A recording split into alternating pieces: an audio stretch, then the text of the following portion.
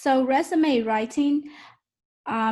This resume was put together by one of our peer. His name is Varun, and he's one of our peer. And if you haven't met him, he'll come back next semester, and you feel free to either make an appointment with him, or you can drop in, and we'll be happy to help you with resume reviews. Typically, the rule of thumb is people tend to spend 30 seconds on a stranger resume. And this can be at the career fairs when you hand them the resume, or this could be when you apply online and they just quickly skim through your resume. And I know that's very short time. So how do you make your resume stand out when they only spend 30 seconds? And we'll go over more detail about that in this workshop. Okay, so the general format, you may have seen general format or template. When students first start the resume, they typically start in, let's say, a Word document, and you have the option to select template. I would advise against that. Instead of choose one of the template that in the Word document, trying to start just from a blank page, and then you can work from there. It'd be easier to do any formatting, and you can have more flexibility in controlling that. The rule of thumb is trying to make it simple, clean, and consistent. It should be easy to read, so try not to come up with some weird fonts or things that too many different colors or things like that. That could be very distracting. So just simple, white space, black, and simple font will be enough. For undergraduate level, one page is good enough. Typically, you see recruiters looking at your resume, and they expect to be one page. And this could be at the career fairs, it could be when you apply to jobs online or through handshakes. If you are applying to, say, applying to a graduate program or applying to professional school, then you can have multiple pages, and these are typically more for academia. And upperclassmen, say junior and senior, will have more experience, such as research or paper publication, then you can go in more detail and you can do it at two pages or more. I would put a note that the difference between a resume and a CV, which is short for curriculum vitae, and you can, the CV is typically longer and this include more details, and those are more geared toward academia. Okay, so this is a sample resume that we have. Your name should go up top, and it should be the biggest thing on the resume. As you can see, the note here is to avoid using any trendy fonts or typefaces. It should be easy to read. The most common way of communication is email, so you can have your email here. You can choose to put your college address or your home address, or you can leave it off entirely. That should be fine. We have received a bit of a mixed suggestion on whether to include a home address or not. They know that you are a college student, so most likely, you know, when you're looking for internship or job, you will be probably looking from college. So your home address may not be as important, but say when you're ready to get a full-time job after graduation, including a home address may be helpful to indicate that you are looking for something closer to home. Several things not to include on your resume, so do not include these. Very personal information, such as your social security number or your photo or height, weight, or anything like marriage status, something like that. So those are not necessary, and they're not supposed to ask the information anyway. The first section after your name is your education. Most Harvey Mudd student, I'm gonna say most, actually probably all of you will receive a Bachelor of Science, and you can have your major on there. If you are first year or you have not declared a major yet, you can just say general or something like that. As you can see, this one is show Harvey Mudd College and the location and expected, which is when you will receive your diploma, and the GPA. The rule of thumb is if your GPA is lower than 3.0, you do not have to leave it on, and be prepared to answer the question if you meet a recruiter at career fair and they ask what's your GPA is, have a good answer for why you're not including your GPA. The next section is relevant coursework. And as you can see, you can list the courses that you're currently taking by adding the in progress, or you can, instead of putting in progress, you can say for 2020 to show that you'll be taking these courses this upcoming fall. The completed courses are the ones that you have finished.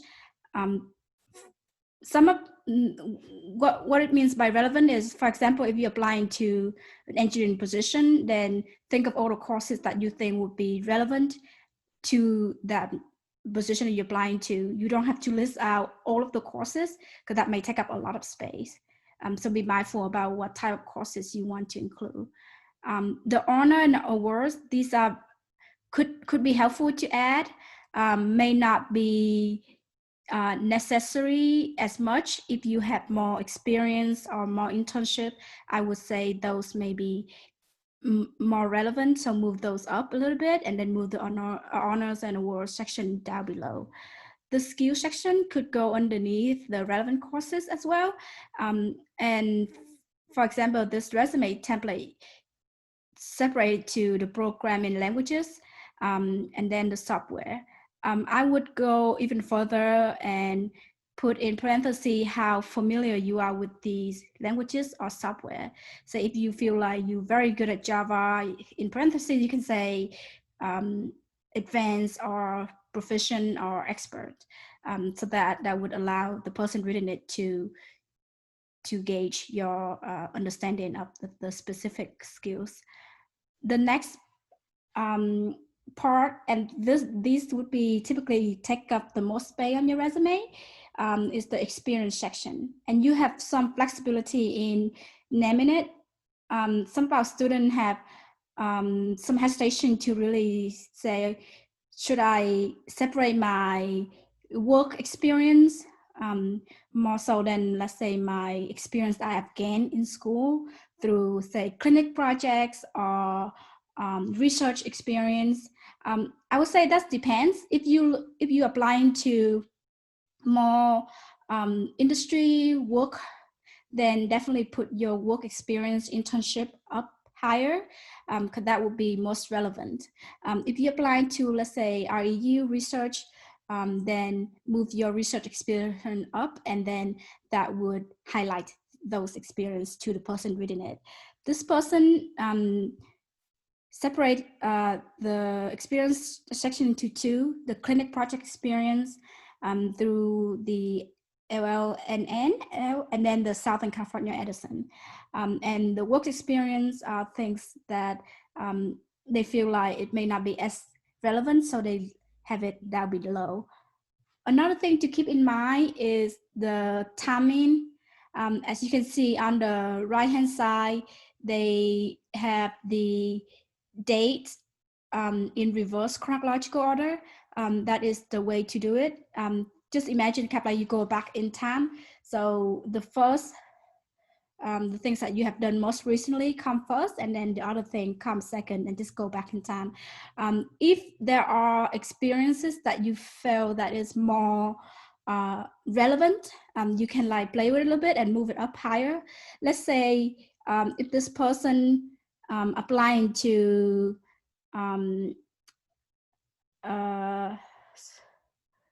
let's say this person wants to apply to something in Honolulu or something that is more algorithm developer, I would suggest moving that up a little bit higher so that it does not seem like it's still the third one down and it's under work experience. Okay. And the rule of thumb is to keep the format consistent. Make sure the date are consistent if you want to use month and year, or if you want to use season like internship, summer 2019, summer 2020. If that's how you want to do it, then you should keep to that. The degree title is the same. If you have multiple degree title, then be consistent if you're going to spell out Bachelor of Science, Master of Science, or BS or MS. And the font size, the style, the smallest is not to go any smaller than 9.5 or 10 font. Different fonts might have slightly smaller or bigger, so you be consistent on that. Okay, so I'll spend some time talking about the applicant tracking system, ATS. If you haven't heard of this term before, this term refers to online resume portals that company employ to basically automatically screen resume.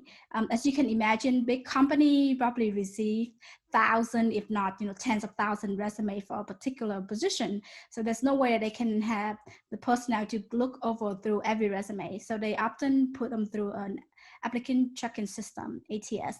And the system will either pick up keywords or pick up things that the person set up the system to do, and then at the end they may just filter down to a few resume, and then a recruiter a person will look at them and then pass them along to the hiring manager.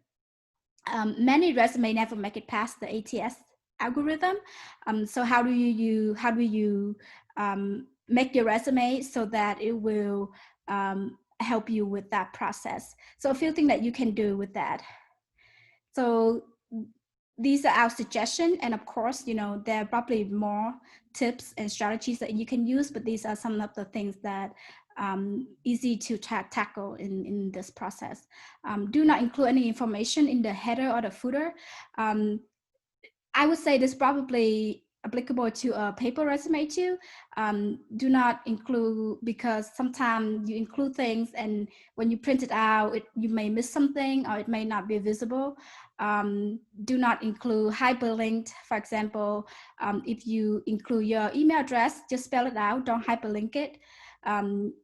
When you use a copy of your resume, use it in a doc format or docx format. Do not try to do a weird formatting. It's hard to open.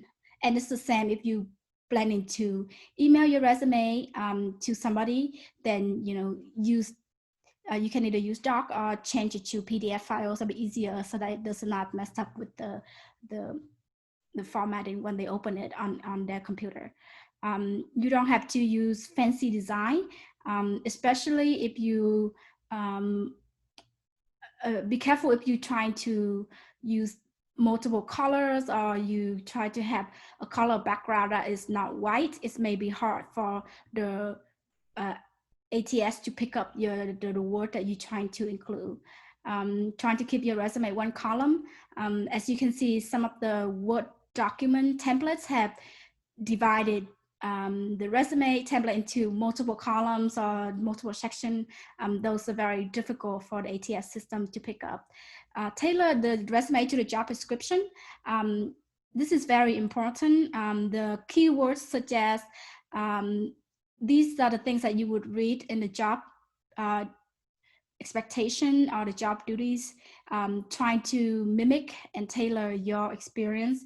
If you see the job description say something like familiar with Java and C++, somewhere on your resume should have something that show that you are proficient in Java or C++, because that's how they would pick it up. The past experience are important, and be clear about your experience and the timeline, because they will also pick that up as well. Jeanette, do you have anything to add? I think, based off like the formatting tips, try to save your resume in like PDF, because sometimes when you save it to like anything else, it might get distorted. when you upload it to their system or when you send it in an email or anything like that. So you want to make sure that it stays the way you want it to stay. So PDF is a great application to use so that you can go ahead and submit that and nothing gets distorted. Like sometimes margins are off or anything like that if we do send it in like doc format or anything like that. Okay. And then Jeanette gonna start taking from now. Savannah, Kobe, do we have any questions as of now or any concerns or anything like that that you want to address while we keep on going? Not right now. Okay, thank you.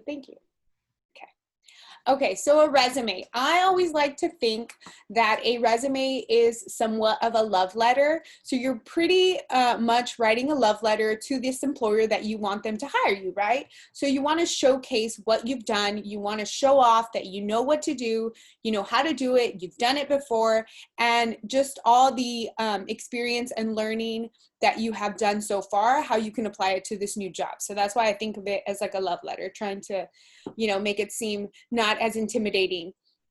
So showcase your skills. Skills can come in a variety of ways. You can have leadership skills, you can have research skills, you can have educational skills. So it's not just focused on that specific job. Maybe there are some things that you can bring to the table that others might not. So showcase that. It illustrates, like it says, the great work you've done. So kind of like what I've said, you show off what you can do and what you can bring to the table.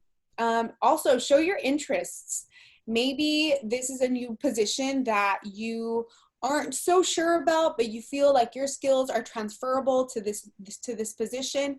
Let them know that you are more than available to put that extra effort and learn. Maybe you don't know this software so well, but if you apply it and you start learning it and maybe just try to get some tutorial out of it, they can see that you're really interested in the position and you're willing to go one step ahead to do that. And then it says persuades the employer to hire you. So to love you back, I like to think. So a guiding question is, what message do you want the employer to leave with after reading your resume? Do you want the employer to think, oh, that was a great resume? Or do you want them to think, whoa, this is great. I want to know how they did this, and they still went to school, and they did this, and they were captain or part of a leadership program or anything like that. So you want the employer to be intrigued, you want to reel them in.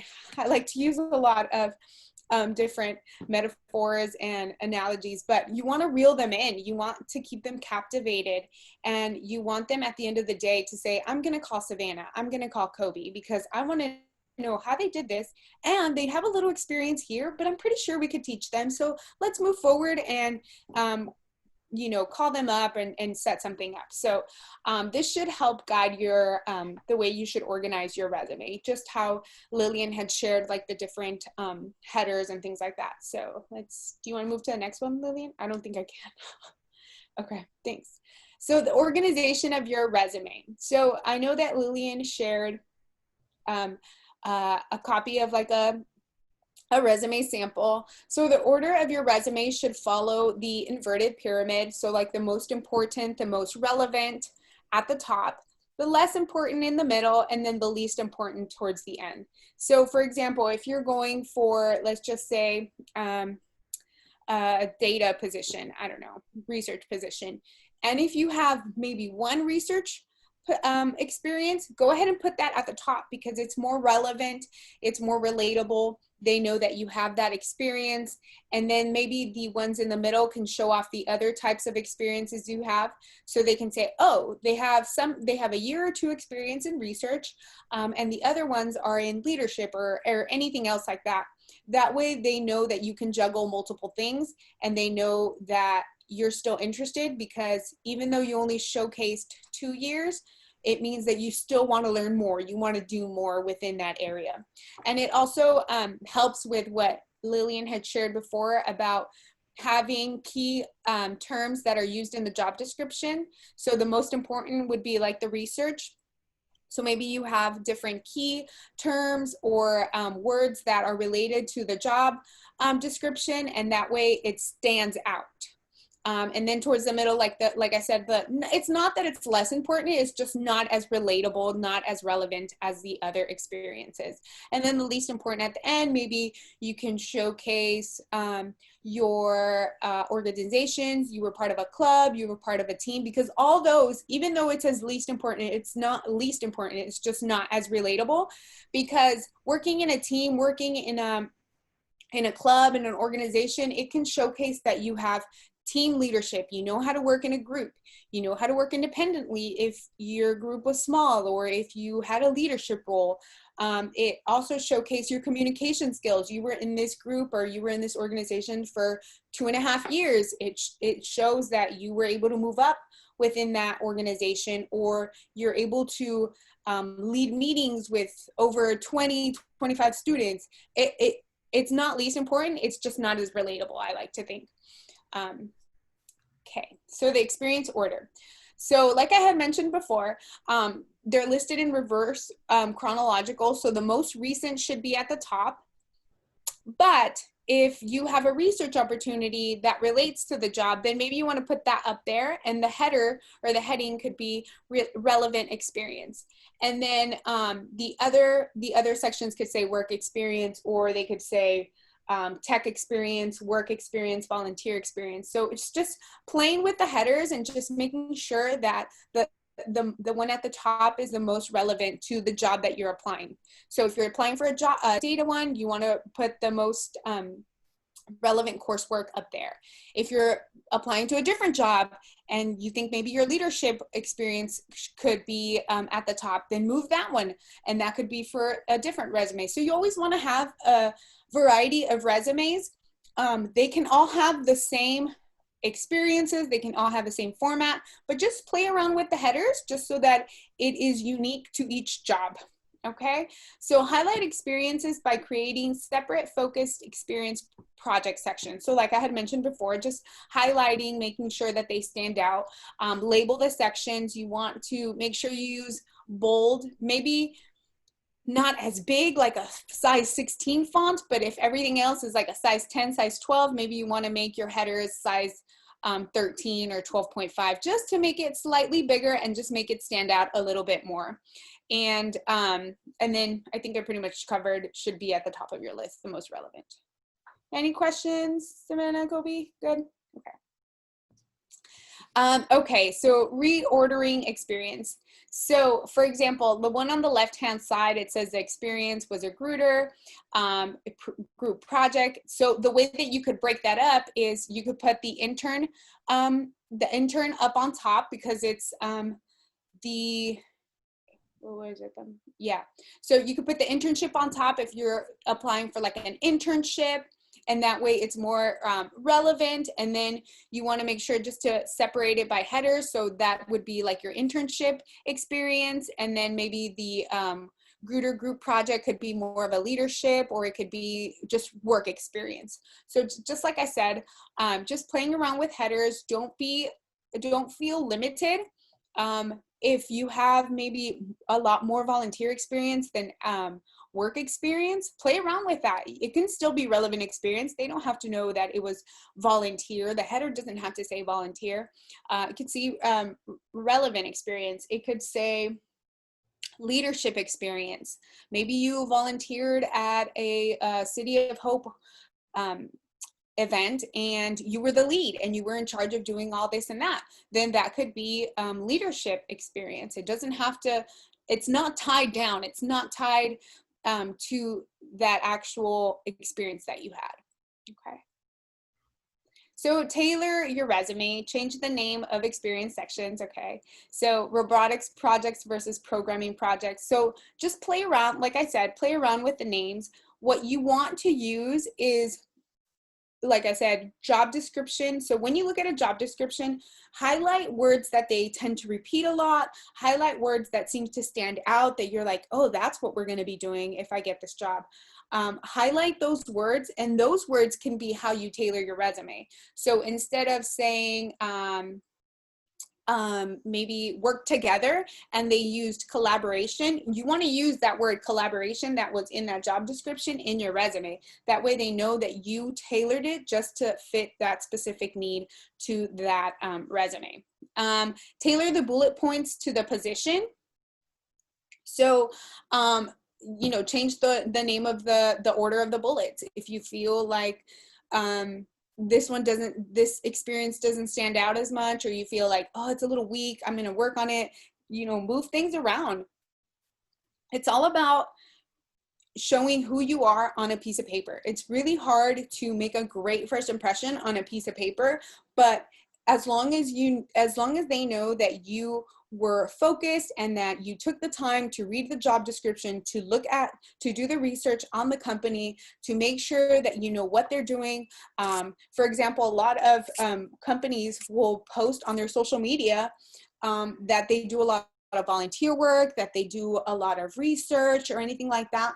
The fact that you were able to somehow put some of that, those key items in your resume, like adding those into your resume, makes you stand out because you did your research. They want to know that you didn't just look at the job description and you're like, oh, 80,000 per year, I'm gonna do that one. No, that you actually said, oh, this is what they do. Like at the end of each cycle, they go and distribute this, they go and do volunteer, they do workshops for low-income families, like anything like that. That is something that you want to add that you can do as well. So just changing the order of the bullet points, using different action verbs, like I had mentioned, emphasize different tasks that you did in the positions. So maybe in the leadership role, you led a team of 20 and then that's all you did. Okay. And then this specific job is asking you, how did you lead those lead team in successful events or something like that. I'm just making stuff up. You want to make sure you put something like that in your resume. So maybe led a team of 20 HMC students to work to collaborate together, or to collaborate with other student organizations to promote a sustainable climate change event where we raised over $2,000, something like that. So just tailor them. Just make sure that you play around with the experiences and use specific keywords and skills like I had mentioned before about the job description. Okay, name and contact information. So your name should be large and bold at the top of the page because you want it to stand out, right? Like in a love letter, you want them to know that you are Jeanette Martinez. You don't want them to know that you're someone else, or they confuse your name. So just make sure that your name is large and bold at the top of the page. It's easily visible. You don't want it to be too big where it takes up half your resume. So just play around with it and just make sure that when you look at your resume, everything looks evenly distributed. Your contact information goes under or next to your name. So you can put it like this sample below where it says Jane Mutter, and it was just like a little paragraph at the bottom, or you can just do like a straight line under that. It's completely up to you. It's completely up to you if you want to put your address. I recommend if you're at HMC in Claremont and you want to apply for a New York position and you live in New York, you can put your New York address. If you are applying for a position that is maybe in Los Angeles, you can put your Claremont, like Claremont, California, or New York, just depending, like play around with it so that you have the best of both worlds, because you have two addresses. Isn't that awesome? So your phone number, make sure there is a personal greeting and your voicemail is empty and set up. A lot of the times employers may call and they might dial the wrong number, and because it didn't say that you've reached Savannah, they might think that you got the voicemail and you just didn't choose to call back, even though it was their mistake and they called the wrong number. So just make sure that your voicemail and your greeting is set up so that it says, hey, you've reached Kobe, please feel free to leave a message and I will call you back at my earliest convenience. That's it. Has to be, it could be simple. Remember, if you have a different greeting and you're expecting a call from an employer, maybe you should change it for a little bit until you get that call, and then revert back to whichever greeting you had. Your email address, you can go ahead and put your personal email, or you can put your school email. I always suggest putting your school email, because that way they know that either you're about to graduate or you're still in school, and that's why you're applying for the internship and not the full-time position. Just play as you go. And then, like I said, street address is not needed. You can just put city and state. You don't have to put your actual Platt Avenue or Platt Boulevard, Claremont, California. And if applicable, you can put in your LinkedIn or GitHub personal webpage at the bottom. It's completely up to you, but just make sure that if you do that, that everything on that personal page or profile is set up and that it's good to go and it doesn't have indiscretions or anything like that. Lillian? Okay. And then I think Lillian had mentioned before about the education. So you can put your Bachelor of Science or Bachelor of any type of degree that you're about to get, and then you can go ahead and put the actual college name and the location of the college, and then at the end you can put the date that you're expected to graduate. So you don't have to put 2020 to 2024. You can just put 2024 because that's when you're expected to graduate.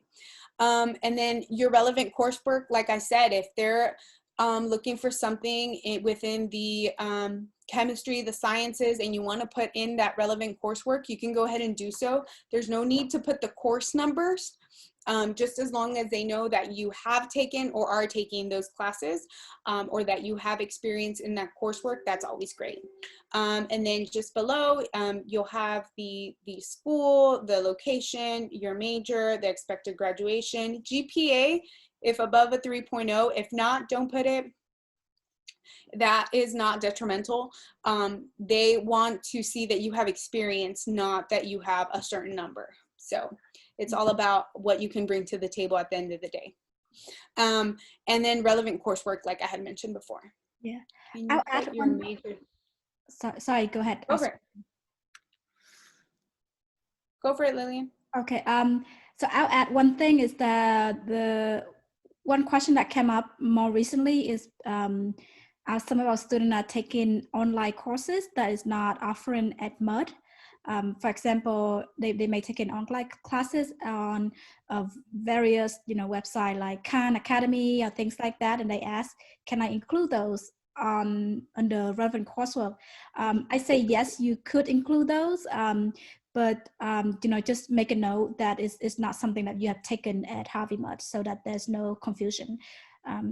But if you feel like those courses, especially if it's a coding language or something like that, just be clear. For example, Khan Academy, these are the courses that you've taken. Another question that came up more recently is it necessary to pay for the certificate to show that you actually have completed the course? My personal opinion is it's not require. You don't have to pay to get a certificate, as long as you feel like you have mastered the material and that you feel comfortable, then you can definitely list those on your resume. Lillian, we also had another question. Can you put your major GPA instead? Yes, you could. If you want to put that, you can put cumulative GPA and whatever that is. If it's below 3.0, then you don't have to put it. But if your major GPA is way better than the cumulative GPA, then just put major GPA down, and that should be fine. And then another question, I don't know if you see it, should edX be included? What is FX? Sorry. Right here, do you see the chat?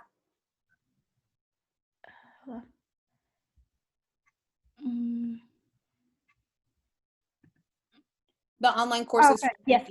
Yes, I just mentioned okay. that. Yes, you could put on the online core education. Cool. Alrighty. Okay. So this is just another snapshot of the experience. So you want to go ahead and put the organization. So if you worked for, I don't know, making this up, American Red Cross, and it was in Claremont, California, you would go ahead and list it as it is shown there. And then the title of the position that you had. So let's just say you were an intern, you would just go ahead and put that at the bottom. So you want to play with the either bolding and not bolding. That way they know where you worked at. And like I said, when the employer is reading and taking their 15 to 30 seconds to read your resume, they say, oh, worked at American Red Cross. Oh, Microsoft intern. So it's just easily to spot, and they know how to navigate their eyes, and they're not distracted by like this section and in this section. And then the date range, so June 2019 to August 2019. So obviously you were there for a couple months. If you are still there, you don't need to put in progress. You can just put that you're still there. How do you, I just drew a blank. Lillian, how do you write that? Just put present. Present, that's right, sorry. I'm like current. Okay, and then you just see the bullet points are fairly short. They're simple, they're to the point. So implemented a user interface for the VS Open File Switcher, built app to compute similarity of all methods in code base, which is great, straight to the point. If you feel like you want to add quantities, like you excelled a certain amount, or you made certain profit, or quantity, show that off as well. If you were a software design intern with a group of 6 and you led them various times, you can put led or supervised or anything like that. Just go ahead and play with the action verbs as you start. And they are, so make sure that you stay in past tense. So if it was August 2019, so obviously that was back then you implemented, you didn't implement. So you want to make sure that you stay to past and current verbs. Okay. And then again, emphasize on the experience, the type of experience sections, the work, the professional. Just because you didn't get paid for an experience doesn't mean that it's not experience. So if you babysat, you did that for 2 years. I'm just saying as an example, if you babysat for 2 years, notate that, supervised children, instructed, maybe you taught them, maybe you, I don't know, did certain things with them. That is all experience. It could be work experience. Maybe you didn't get paid, but it was still work. It was leadership. It was, just make sure that what type of experience applies to what, depending on the job description or the job you're applying for. So use bullet points, starting with action verbs to describe your action, to describe your experience. So action like purpose, the result, what was the action, what was the result of it? So you coordinated various, I don't know, events to create more money for your student organization, something like that, okay? So just make sure that you start each bullet point with an action verb. We actually have the action verbs page. We have a whole document list of action verbs, and it divided into different type of experience on our handshake resource page. If you have a question on how to navigate it and find that page, feel free to email us. But if you somewhat familiar with handshake, you can just go in, log in, and then go to the resource page to find that list of action verbs. Be really helpful as you put together your resume. Yes, and we're always here to help you too, so feel free to always schedule an appointment. We can do 30-minute, 1 hour, 45 minutes appointments, or if you're just like, hey, I just want to make sure this is good to go, do you mind just looking over? Send us a quick email. We'll set up an appointment quickly, and we'll chat, and we'll make sure that we answer any of the questions that you might not feel so good about. Okay, we're here to help you always. Okay, so other sections like skills, you can include sections such as like foreign language. Let's say you're bilingual in 2 languages or anything like that. You want to go ahead and notate that, because that is a plus. That's a great thing. Programming languages, you know how to work with certain softwares. You've done lab work. You have machine shop skills.